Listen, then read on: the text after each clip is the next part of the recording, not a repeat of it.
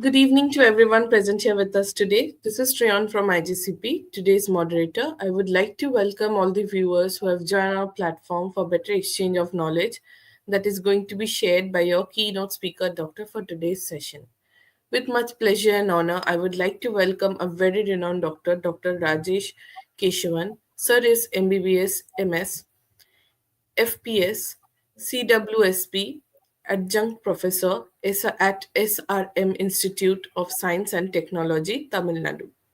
With the help of Sir and his wonderful insight, we will be taking a close look on today's topic, which is Footstep to Recovery, Comprehensive Diabetes Foot Care for GPs. Now, without any further delay, I would like to welcome Sir at our forum and would like to hand over the session to him. Over to you, sir. Thanks a lot. Um, I'm going to talk to you about diabetic foot, one of the dreaded complications of diabetes, resulting in a lot of amputations happening.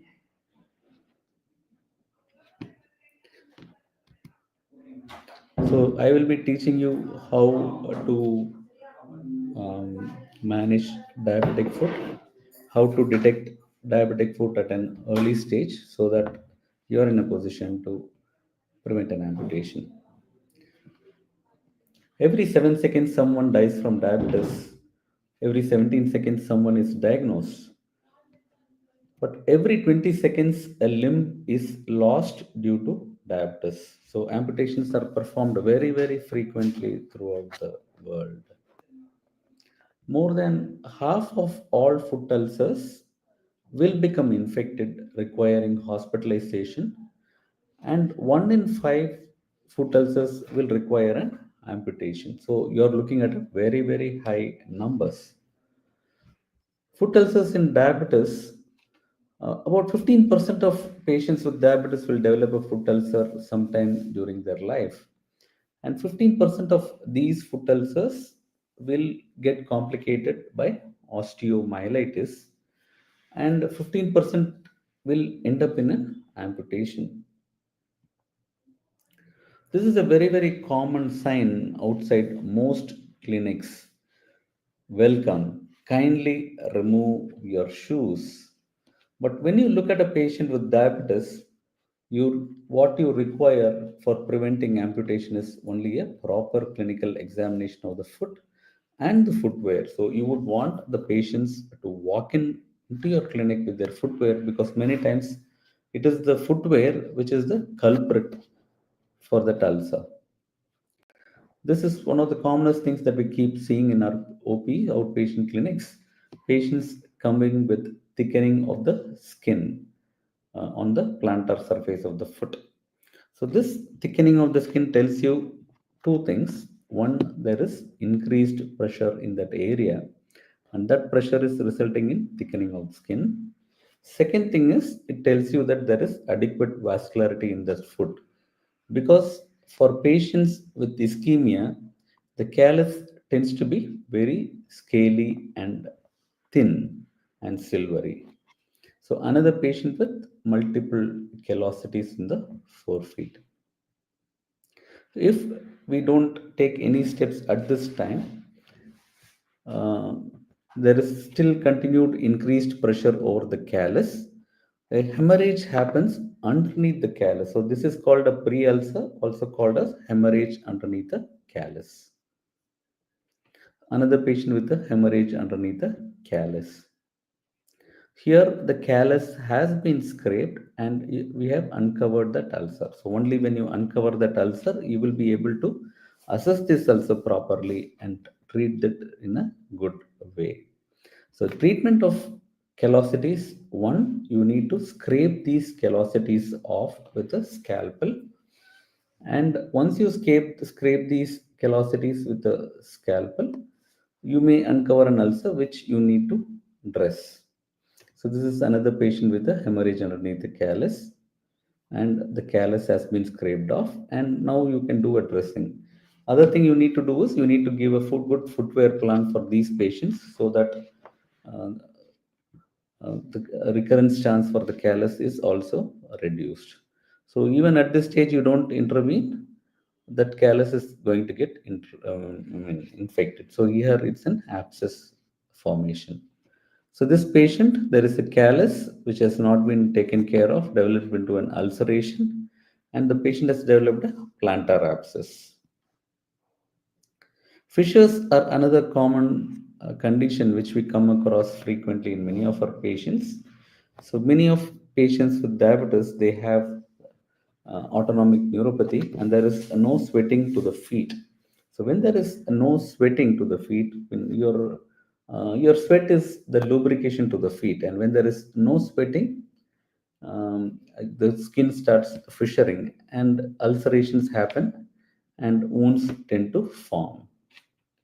So this patient had come to us with an ulcer on the dorsum of the feet. So this tells you, um, again, the patient also had a swelling of the foot. You can find that the foot is shiny and red. So this patient has developed a cellulitis, a soft tissue infection of the foot. Infection has gone through this ulcer into that foot. Underneath this, you have the extensor hallucis longus tendon. The tendon is probably affected, and the infection has spread proximally. So you need to put these patients on IV antibiotics.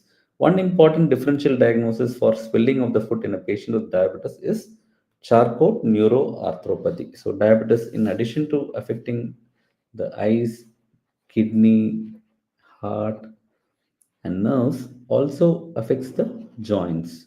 So when it affects the joints, the foot becomes swollen, red, and hot. So this is a case of cellulitis. So here you're finding a patient with an ingrown toenail and resultant abscess formation, a paronychia, pus being let out. So wherever there is infection, you need to let out the pus. So this is another patient with an intertrigo. Most of the time, no, we don't dry between the toes, and moisture tends to stay back in that area. With maceration happening, the skin loses its viability, and ulcerations tend to form. So this patient also has developed an intertrigo, and this is ulcerated.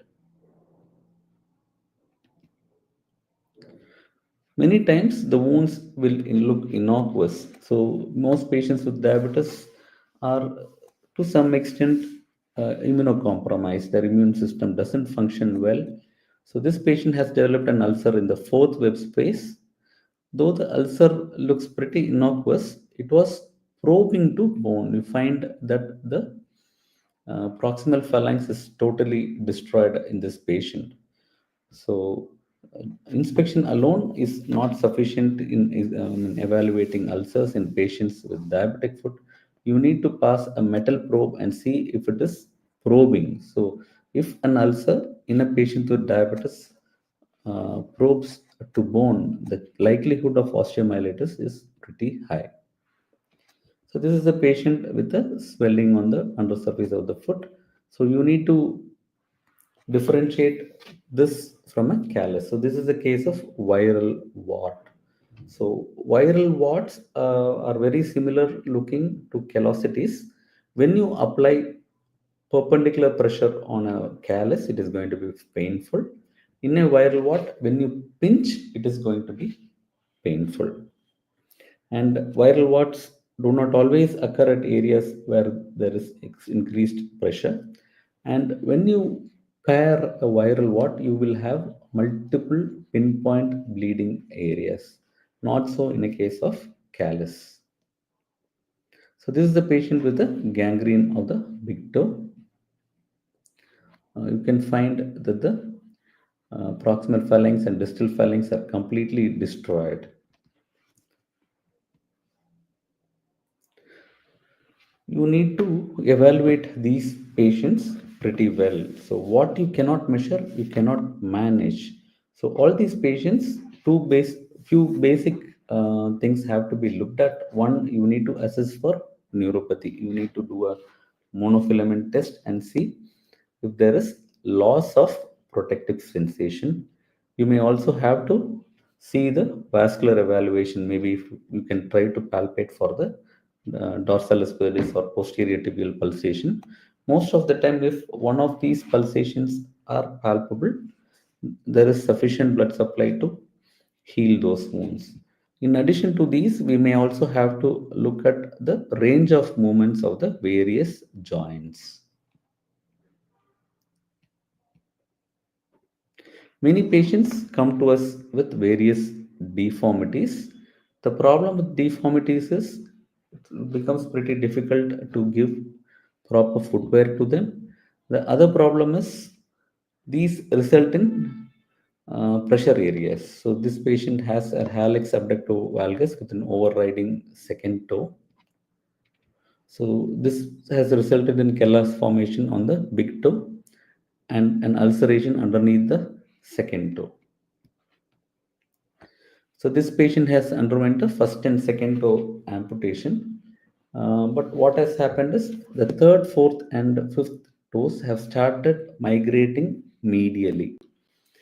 Um, so this is because it is the first toe which prevents medial migration of the second and other toes. So in these cases, should would have benefited by having a spacer in the shoe when the first toe was removed. So you need to have a spacer in the shoe to prevent medial migration of the rest of the toes. So this lady came to us with gangrene of the first, second, and third toes. But when we inquired, she was not a smoker, but she told us she uses snuff regularly. So, nicotine in any form is going to be harmful to the patient. So, when we did an angiogram, it showed blocks in the superficial femoral artery, which was later angioplasty. This patient came to us with a dark discoloration on the heel area. Patient was very anxious, asking whether there was any gangrene. So we evaluated her, and we found that to be just tar sticking onto the undersurface of the foot. So using a scalpel, we shaved out that part, and underneath skin was pretty healthy. So you need to touch the patient. You need to evaluate these patients in a proper way. Varicose veins also can result in ulcerations, which can get infected in a patient with diabetes. So this is what I talked about. This is a case of charco foot. So the bones and joints of the foot gets affected and inflamed. So because of that, the bones get disorganized. There is going to be dislocation. There is going to be fracture happening. Many patients develop what a midfoot collapse. So this result in areas of the midfoot bearing excess pressure, resulting in an ulcer formation. You can see the ulcer here.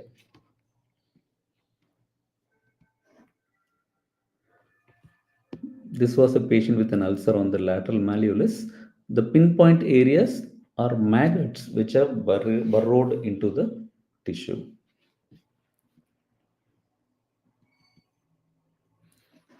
So this was a patient who came to us with a swelling of the fifth toe.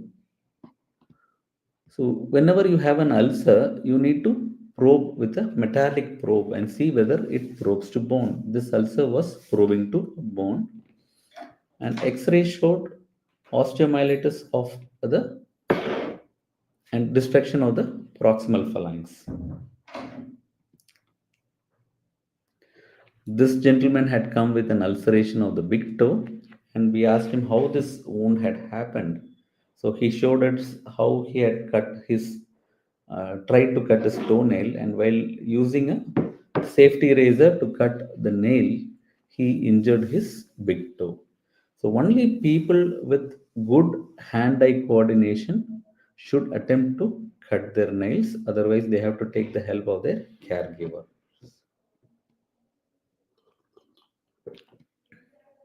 One thing which I've learned all along during my diabetic foot practice is to respect neuropathy. It is sort of unforgiving. So this was a patient who came to us with a complaint of swelling on the lateral aspect of the foot. She was not a known diabetic, but when we checked her sugars were somewhere around 400. So we took an X-ray. X-ray showed a needle which was embedded in the foot. See, and she was blissfully unaware of the presence of a needle in her foot. So that is the extent of neuropathy we could see sometimes. This needle was removed during surgery. This was another patient who came to us with a swelling in the left plantar forefoot. This also showed presence of a pin deep inside. So it was again removed during surgery. This lady had went to bed. She had already had an ulcer in the heel for which this dressing is there. So next day she came to us running, saying that when she got up from bed, there was a lot of blood on the bed, and part of her toe was missing. So this was a case of rat bite. So I think she had applied coconut oil on her feet and she has slept. Rats and ants get attracted to vegetable oils. So a rat has come and nibbled her toe.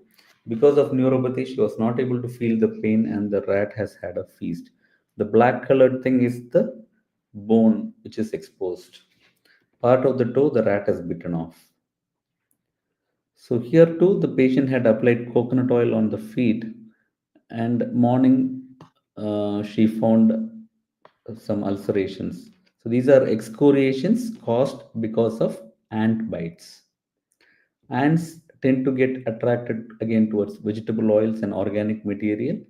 And because there is neuropathy, the patient is not able to sense the presence of ant and drive them off.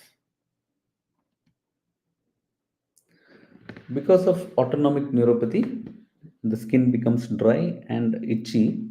So you tend to scratch, and that can also cause ulceration. Be careful of rare etiologies. Whenever you find a pigmented lesion on the foot, you have to be pretty careful. It could be, this was a case of malignant melanoma. Multiple sinuses in the plantar feet, always think about mycetoma of the foot. These conditions are pretty rare. And whenever an ulcer does not look the usual, always go for a histopathologic examination, go for a biopsy. This was a case of tuberculous ulcer, not a common occurrence. This is a case of squamous cell carcinoma of the leg. Whenever you are not able to manage, see whether you could refer to the appropriate person. No point in waiting for a very, very long time before the foot turns gangrenous, where the other person also may not be able to help. Most diabetic foot ulcers should reduce in size by at least 50% in a period of 4 weeks. So these wounds, which reduce in size by 4 weeks by 50%, usually heal completely by 12 weeks. So if the wound does not shrink in size about 40 to 50% in 1 month, you need to look at other methods to heal. You need to see whether there is deficient vascularity or whether there are any biomechanical issues. You may have to think about going for growth factors and all. A venous ulcer which doesn't reduce in size by 40% in 1 month is unlikely to heal even by 6 months. No point in referring patients after they have reached this particular stage, fully gangrenous feet, or this stage, where nothing much can be done other than a below knee amputation. Please understand the basics of biomechanics and the basics of footwear. Feet and footwear in Indian culture has been used in a different ways, including as forms of political protest. Understand the anatomy of a shoe. So shoe, the front part of the shoe is called as a toe box.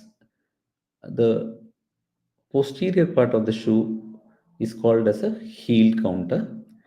The part of the shoe which comes in contact with the foot is called as an insole. The part of the shoe which comes in contact with the ground is called as the outsole. So this is the outsole, this is the toe box, this is the heel counter. So these parts you should know. So for a patient with diabetes,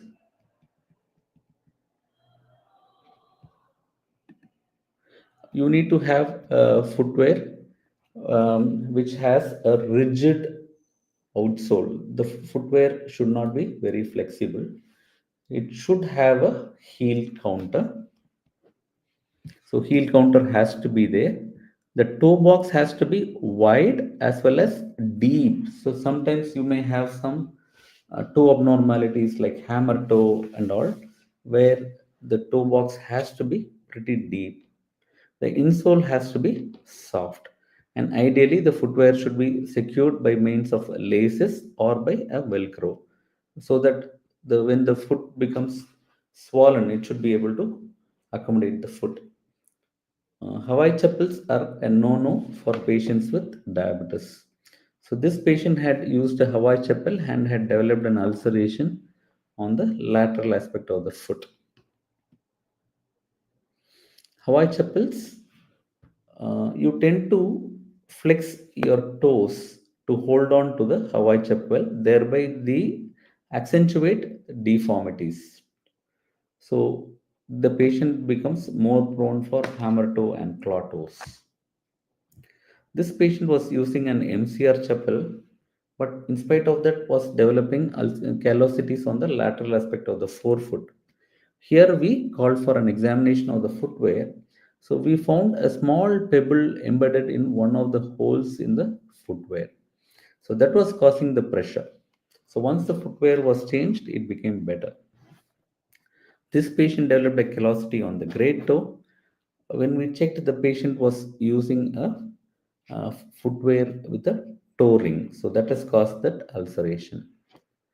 This lady had come to us with an ulcer on the forefoot area, but when you see the heels is more than 5 centimeters. She was using a footwear with a high heels.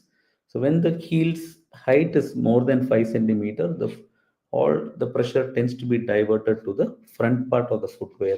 So that has caused the ulceration for this lady. A few things about foot care. Jewelry, very good for the face, not so for the feet. When you have neuropathy, you need to try to avoid wearing foot jewelry. So this patient was using a toe ring that has almost acts like a tourniquet here. So whenever there is a proximal or a distal infection, this tends to act like a tourniquet. So here there is a proximal infection and the toe ring starts acting like a tourniquet. Another patient with a infection of the foot and a toe ring causing constriction. Here the toe ring has got embedded into the toe itself. You can find that the ring is pretty solid, very difficult to even cut, and you find that part of the extensor tendon to the toe is already damaged because of the toe ring. Teamwork is so important in managing patients with diabetic foot. Physician plays a major role in managing diabetes. Nutrition has to be looked into, infection has to be looked into. There is a role for the surgeon to play. So everyone has to understand each other, and the patient is the most important member of the team. Know what can be done. Nowadays we are shifting from going for curative surgeries to prophylactic surgery. So we try to understand why the ulcer has happened, understand what biomechanics are not okay, and try to correct this. This patient had lost her fourth and fifth toe because of ulceration underneath the metatarsal heads. In spite of that, now she has started developing transfer lesions underneath the third metatarsal head. So what we did is we excised the metatarsal heads of all the three toes, and even before the stitches were removed, the wound had completely healed. So it was done through a dorsal incision. Whenever you have a foot deformities resulting in ulcer, if you correct the deformities, the ulcer is going to heal. So this patient has an ulceration on the medial aspect of the toe, debrided earlier, skin grafting done, but again recurrent ulcer. This patient has an hallux abductor valgus deformity. Here we have corrected the deformity and the ulcer has completely healed. So this is the foot in which we have operated. The other foot also has that hallux abductor valgus, but again, because there was no ulcer, the patient was not keen on getting that operated. Hammer toe correction is another procedure which again helps in reducing pressure in the forefoot. This patient had developed an hammer toe on the forefoot area and recurrent callosities. So we corrected the hammer toe, and this is almost 3 years after the procedure. There is not even a hint of callus underneath the third metatarsophalangeal joint. So, correction of deformities helps in preventing ulceration from happening. Charcot foot is again a sort of frightening complication. So, this patient has a midfoot charcot, a midfoot collapse, recurrent ulcerations in the midfoot, debrided skin grafting done, and again a recurrent ulceration. So this is his X-ray. So the lateral view shows a prominence in the midfoot. This is because of the midfoot collapse in this area. So the X-ray shows an exostosis in that particular area where the ulcer is located. So we went in through a lateral incision, and that bony exostosis was excised. And even before the sutures are removed, the ulcer has healed. This is 5 years after the procedure. So understanding biomechanics helps. So this was a patient with a dislocated ankle, has a charcot in the ankle. The talus is completely destroyed. So here we went for a tibiocalcaneal fusion with an external fixator. So this is the foot after the procedure. This is the X-ray. We have fused the tibia with the calcaneum. So this is another patient with an infected ulcer in the ankle, pus dripping out from the foot.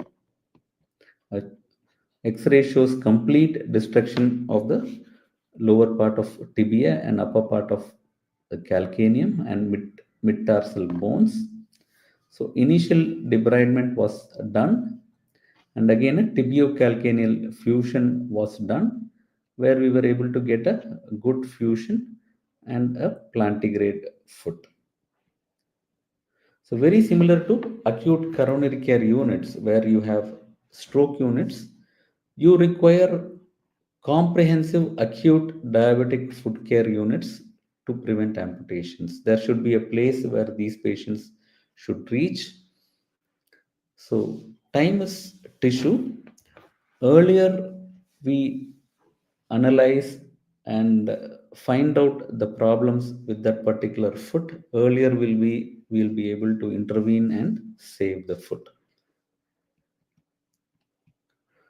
And cure is only remission, because the recurrence rate for a diabetic foot ulcer is something like 60% over a 2 year period. So you cannot say once a foot ulcer is healed, you cannot say that it is not going to recur again. So you need to see that the patient wears footwear both indoor and outdoor. So early detection and protection of high pressure areas in the foot and corrective footwear and orthotics is the only strategy to prevent loss of limb in patients with diabetes. So good podiatric care, protective footwear, strategies to reduce pressure in the feet, prophylactic surgery where deformities are corrected, and educating the patient on the importance of wearing footwear help in saving these limbs. Thank you.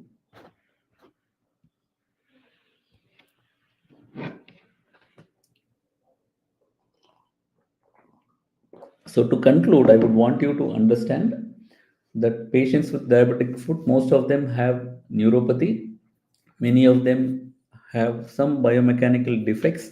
That is why there is increased pressure in some areas of the feet, which results in callus formation. If you are able to remove the callus on a frequent basis, that reduces the pressure there and prevents an ulcer from forming. And we need to stress on the need for using footwear both indoors and outdoors, and proper care of the foot. We need to teach the patient has to wash both the feet twice daily, dry the feet and especially the areas between the toes, apply moisturizing cream twice daily, put on a sock and a proper footwear both indoor and outdoor, and not to use vegetable oils for moisturizing the feet. And you need to tell them to meet their physician whenever they have some problems. Maybe the feet become swollen, there is an ulcer, there is an area of pain there. So you need to teach the patient all these things. Thank you. Thank you, sir. We thank you for this wonderful presentation. We do have some question if you like to take that up. Please. Yeah. So, sir, the first question was, what are the key early warning signs of diabetic foot complication that GPs should prioritize during routine examination? See, many times no, acute diabetic foot presents with only fever. The patient does not even show, no, I mean, acknowledges the presence of a wound on the feet. So, whenever a patient comes with fever and the patient has diabetes, always look at the foot because there could be a hidden infection somewhere in the foot which is causing the fever.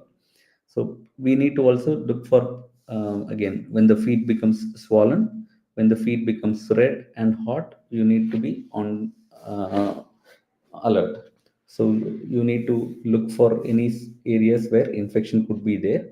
Also be aware of the charcoal foot where there is no infection but the bones start breaking. Earlier we institute offloading, that is no pressure on the foot. So that is the most important treatment for charcoal foot. So earlier we institute that, better are the results.